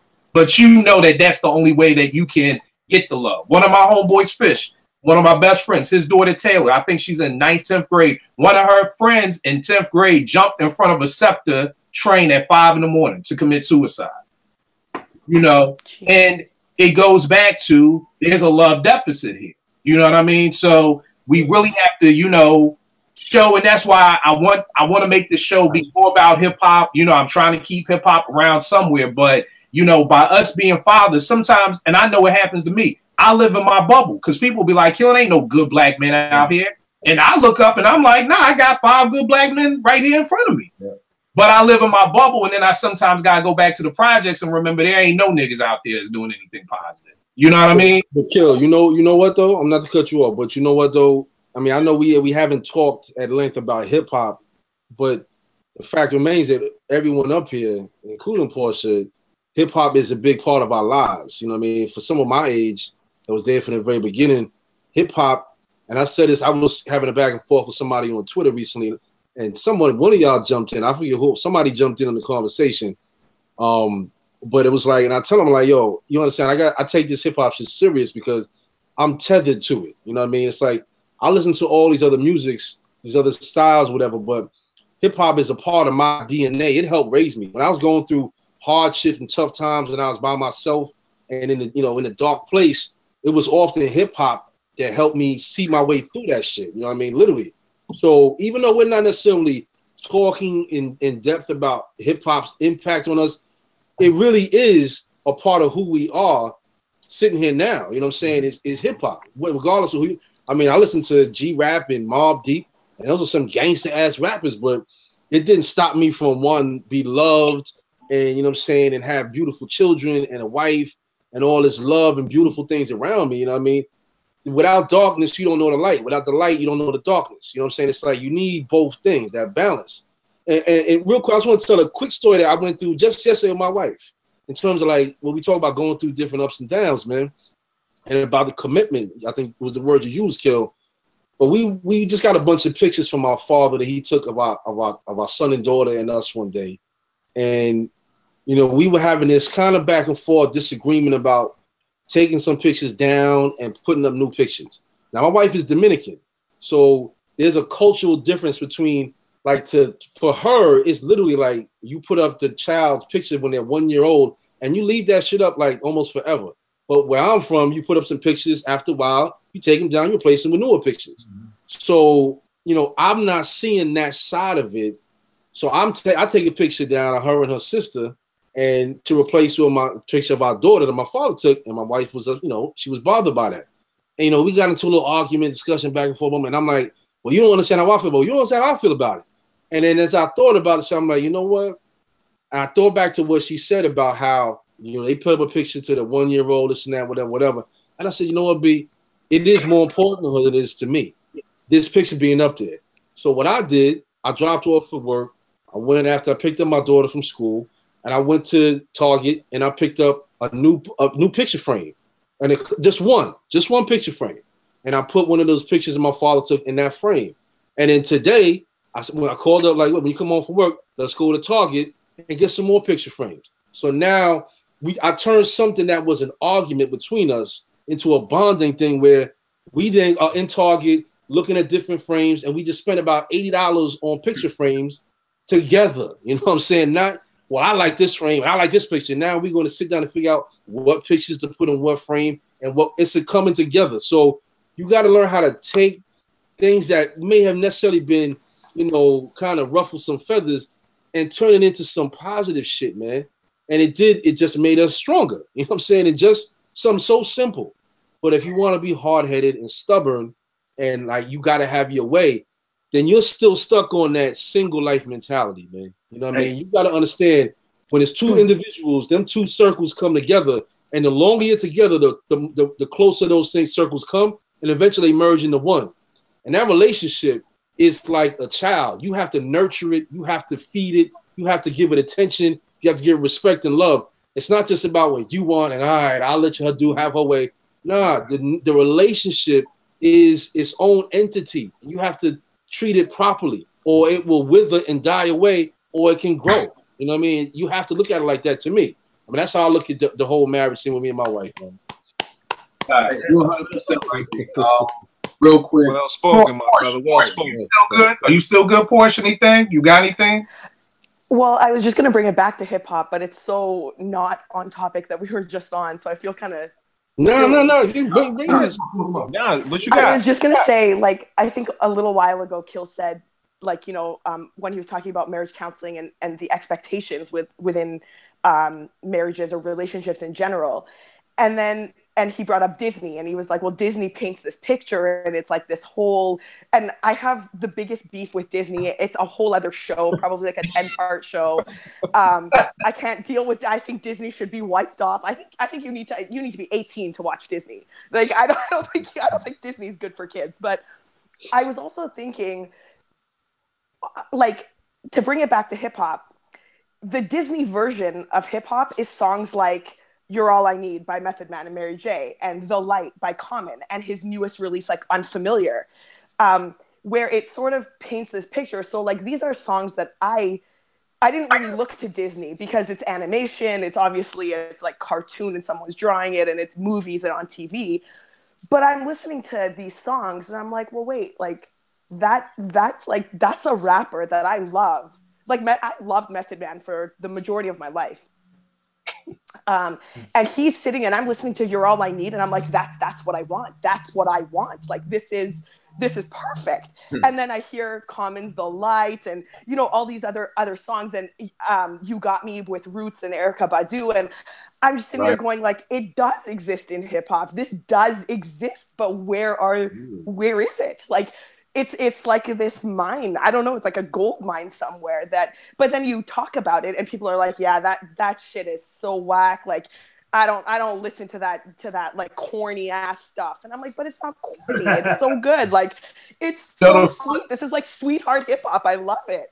Hey, Kill, you know what that is? Black Shampoo so much. Kill, that's that Ghost Dini album, Kill. That's why she like Black Shampoo so much. That's that Ghost Dini album, Kill. Before we go to Ghost Dini, before we go to Ghost Dini album, son. I'm with you, Porsche, because the funny thing is I just did a mixtape a while ago and called it Love and Hip Hop. And I was telling people, like, you got songs like Got Me Waiting by Heavy D, What's on Your Mind, Eric B. and Rakim, by PRT, Renee with the Lost Boys, One Love with, you know, Brown Skin Lady, Black Star, Pass Me by Far Side, Solid Treatment, Mahogany, Teenage Love, and we used to have those hip hop love songs. You know what I mean? That was dope. You know, we did go through a time where every rapper had a slow jam where, you know, it was dope.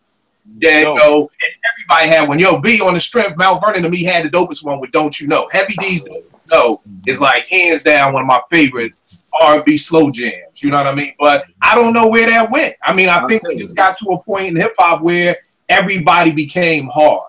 You know what I mean? I always another nigga from Mount Vernon tore it up when Puffy put the hip hop in the strip clubs, man. And it's not just, you know what? It's not just the strip clubs, it's that, but then it's also because I always tell people what Illmatic dropped in '94. Nas, so Nas, we started hearing about him '92, '93. If Nas would have came out in '90, that nigga Little Brother Jungle would have been his backup dancer.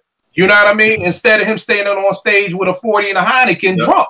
Yeah. You know what I mean? It's just that phase of hip hop. Once we got to like 92, 93, it really was about how hard you was, what project you was from. Guess what? I ain't know where none of them rappers projects they was from in the 80s.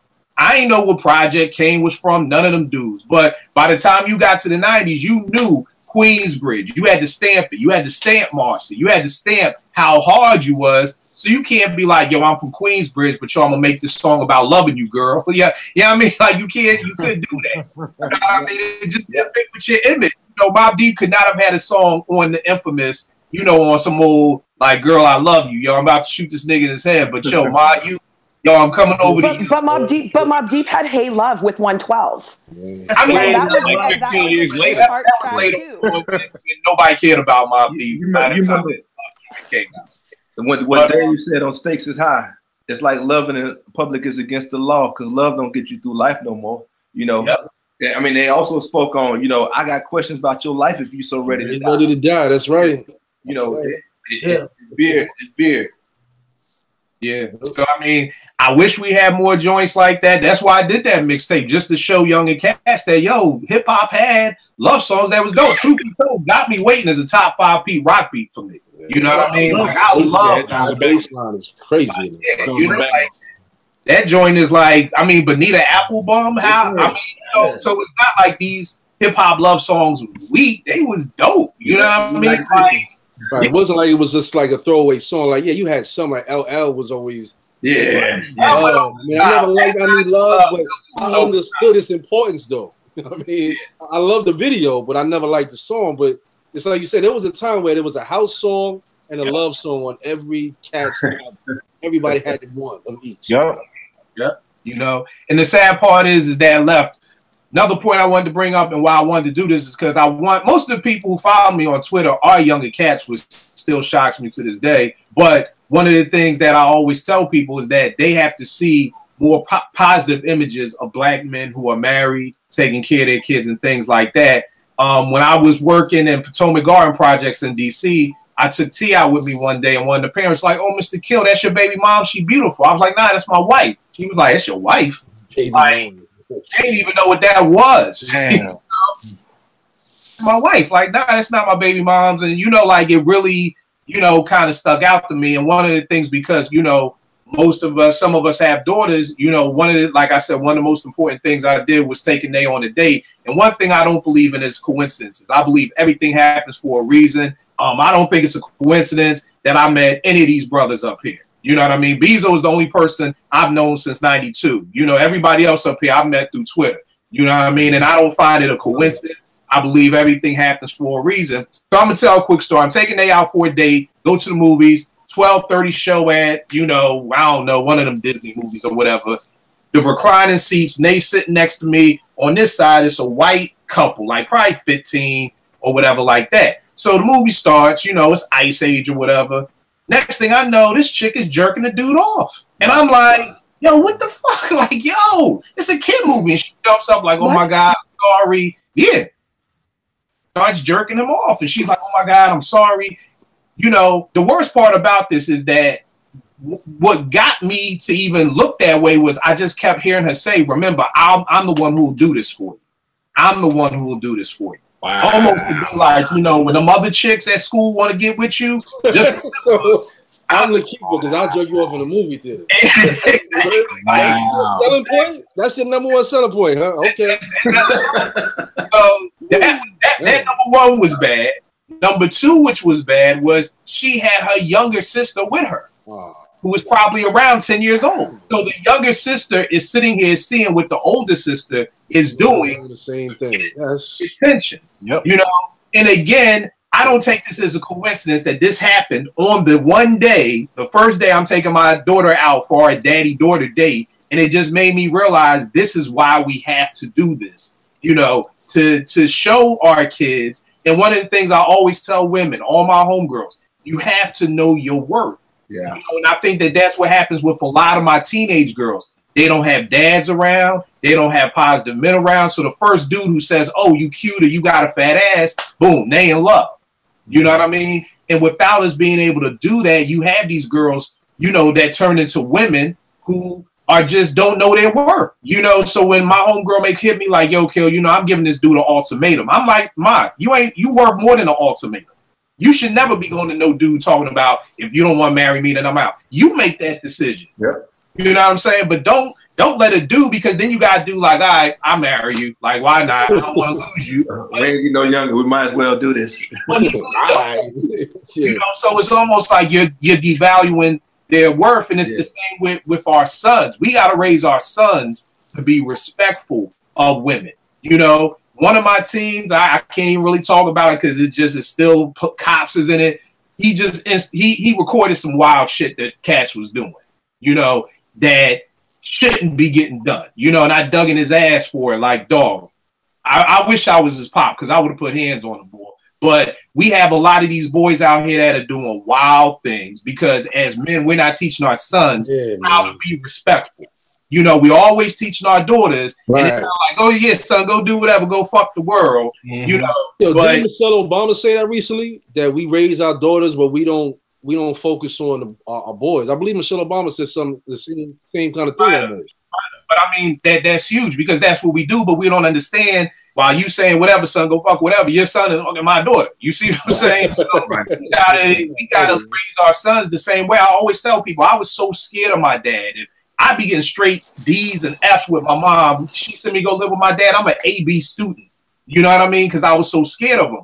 If my dad would have said something like, yo, if you got a girlfriend, I don't want no other girls calling this house. If you got a girlfriend, I don't want nobody else in my car. You know what I mean? Now, if you dating, that's cool. But if you saying to this young lady that this is your girlfriend and that's the commitment, that I'm gonna hold you to that shit. Because I will be hot and tell on you. So don't get it twisted. Then maybe I would have been shook like, yo, maybe I do need to be committed. But how many men are really telling people that? You know what I mean? Like how many men are really, you know, urging their sons, you know, to do the right thing? Jace, no, I don't pull no cut cars with my boys. You know what I mean? You ain't getting no, when you in my chair getting a cut, I'm in your ear. One of my kids was like, oh man, yeah, Mr. Kill, I went to church on Sunday. You went to church? He was like, yeah, that's where all the bitches at. I was like, okay, my nigga. I was like, nah. Not gonna happen, bro. Not gonna happen. You know what I mean? So, you know, but I can't be the only man. You know what I mean? I can't be the only man. So it's just a challenge to people out there. Even if you don't have a son, you know some young boys. You got a nephew, you know somebody in church congregation, you got a little young knucklehead on your block.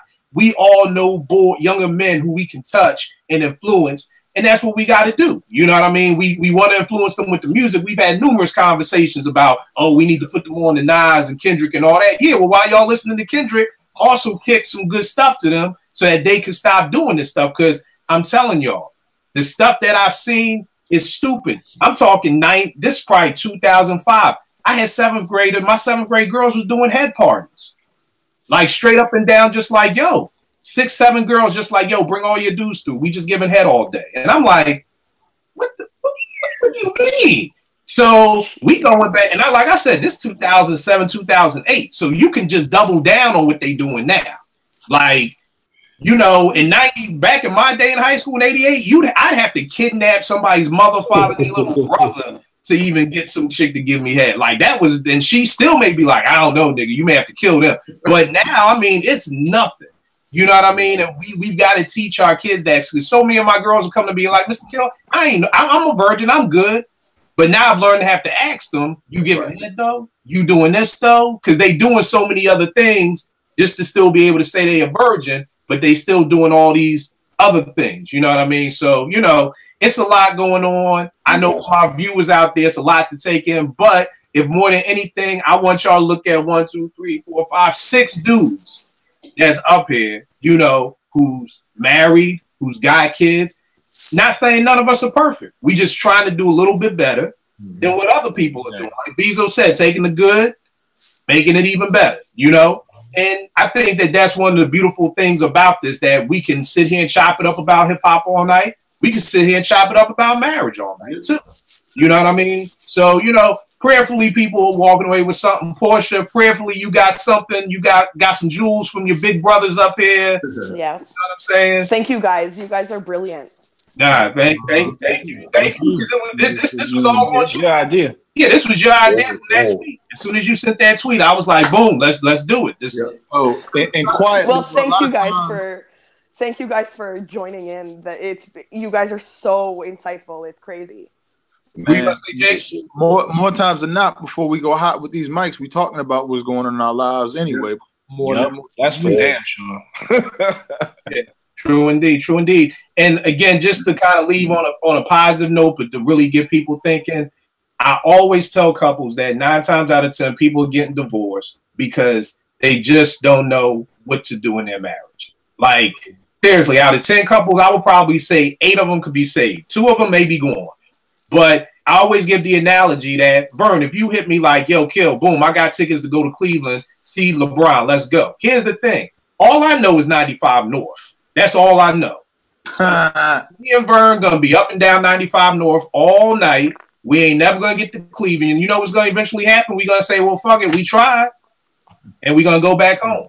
And that's what people do in their marriage. They try, you know what I mean? But keep in mind, if we just ask somebody for help, what if we just put it in the GPS, boom, take you straight there? But in a lot of times, as Black folk, we don't want to admit anything is wrong. We don't want to say anything is wrong. We don't want to, you know, we got it. And don't even get me started on church folk, because church folk will have you thinking your marriage is the worst because everybody blessed and highly favored. You know what I'm saying? So, no, it's the truth. It's the truth. That's why I'm laughing. Again, this is not this in the church. I said church folk, not Christian. Big difference. That's a whole nother show, like Portia said about something else with Disney. That's a whole nother show. Disney, yeah. But what I'm just saying is that when you can, as men, when we can say, hey, brother, I need help. That's how me and Jace met.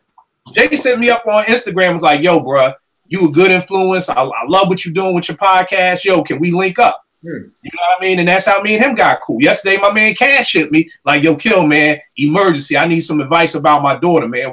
You know what to do.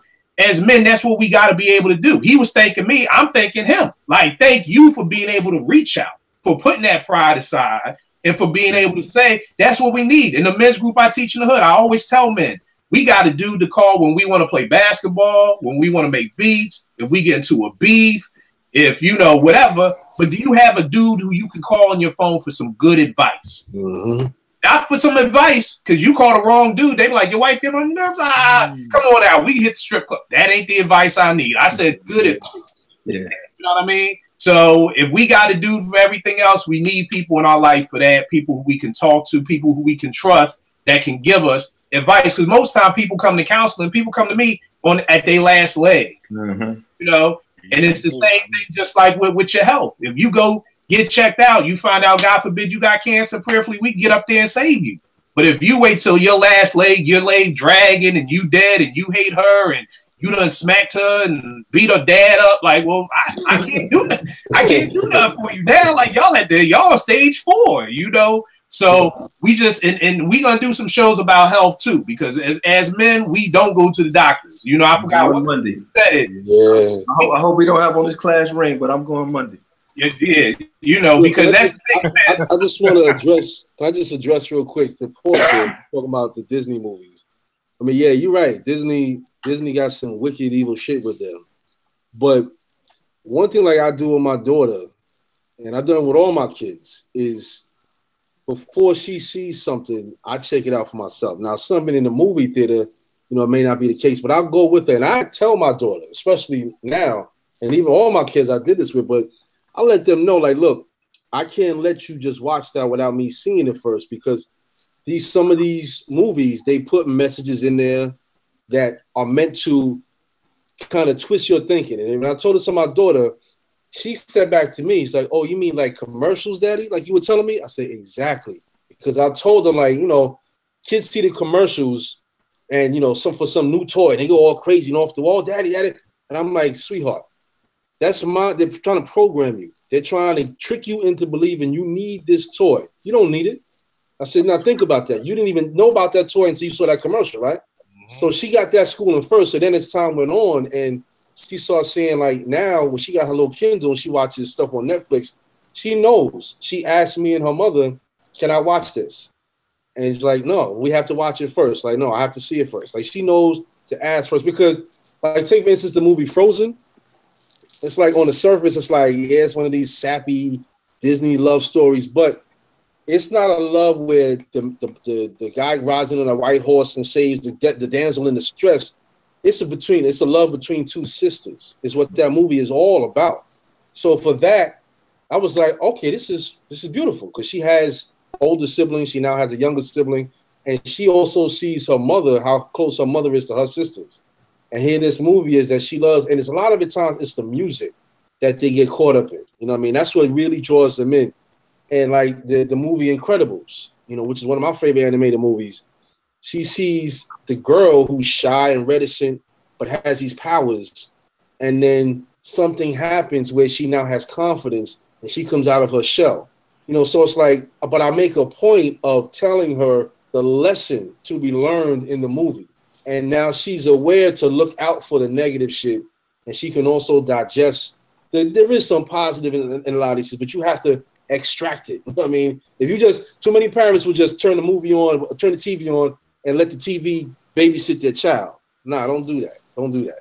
Right. Only thing I do that with is classical baby. I put my son in front of it. It's animated poetry and stuff where they're playing classical music and somebody's reading a poem, and it's a beautiful thing. You know what I mean? It's good for their mind and for their eyes and all that other shit. But all them movies, as a parent, you got to do the knowledge first, man. You got to peep it out and be real about it. Like, nah, I can't let you watch that. Like, I won't let her watch Beauty and the Beast.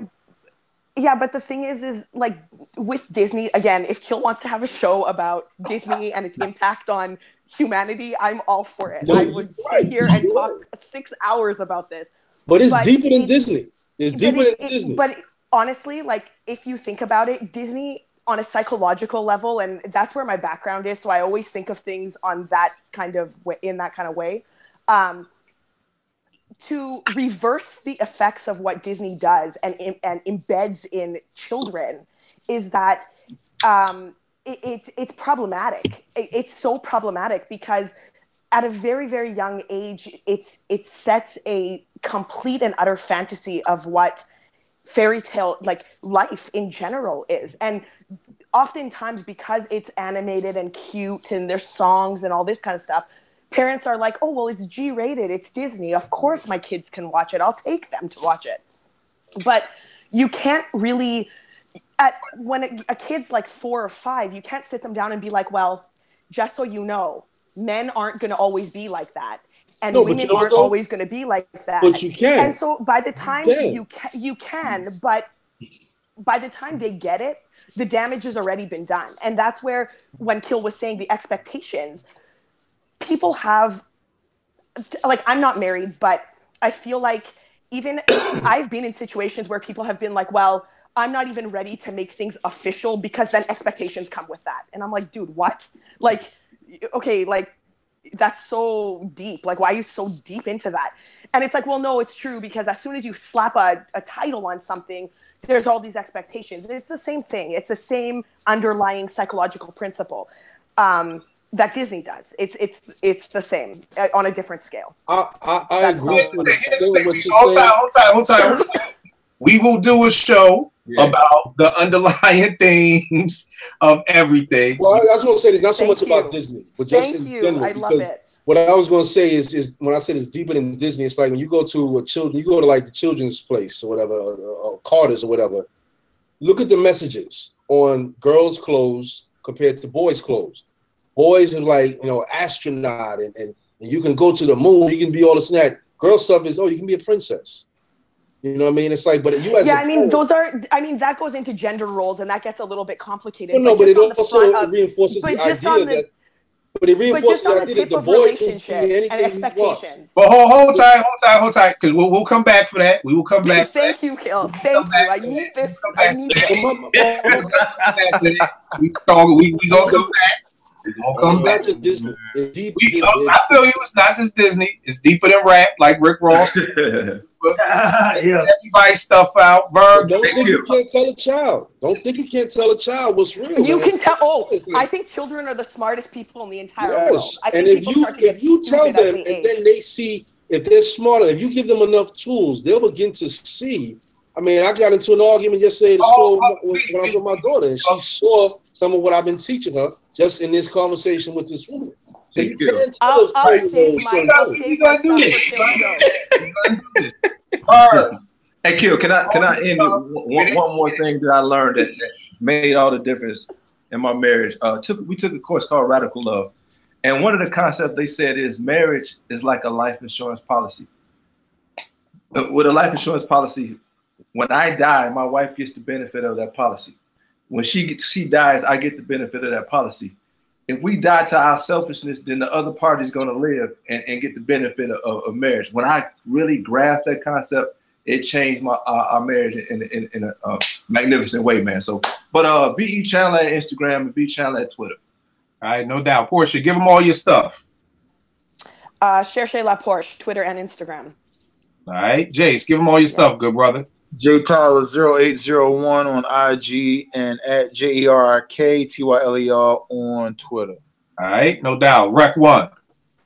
IG is Worldwide Rec One. Twitter is at DJ Rec One. The podcast episodes are at SoundCloud.com/JRec1. All right, no doubt. Tone.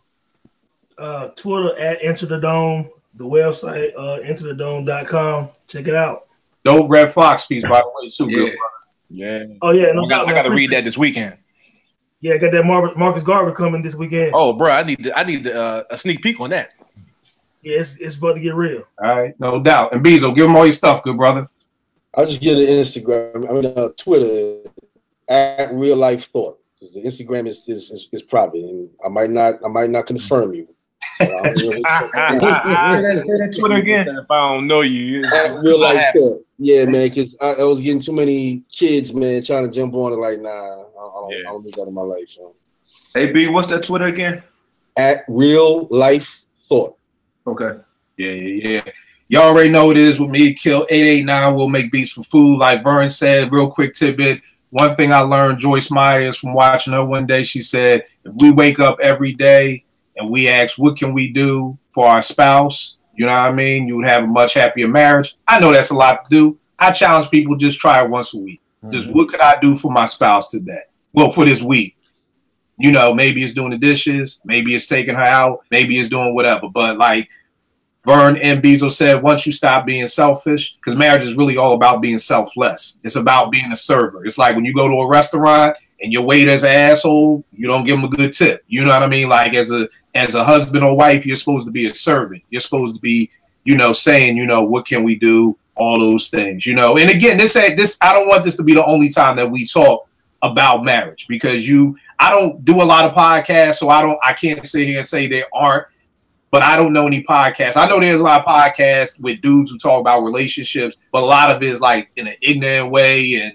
I got one, man. If y'all can get it, the Casey Crew, DJ Envy, Gia Casey, check them out. They got a dope podcast. That's the dopest one so far, as just that. They get real. Yeah. Don't go to Steve Harvey for relationship advice, y'all. Especially y'all ladies. You know what I mean?